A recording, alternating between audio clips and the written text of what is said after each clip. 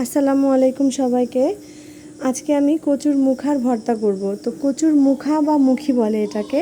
আপনাদের এলাকায় এটাকে কি বলে অবশ্যই কমেন্টস করে জানাবেন আমাকে।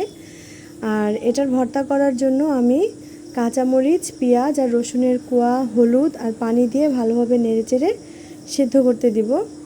তারপর এটা যখন একদম পানিটা শুকনা শুকনা হয়ে যাবে, পানিটা যখন আর থাকবে না, তখন ভাজা ভাজা করে নিয়ে আমি এটাকে বেটে নেব বাটনে। আর তার সাথে আমি আজকে করব লাউয়ের খোসা ভাজা।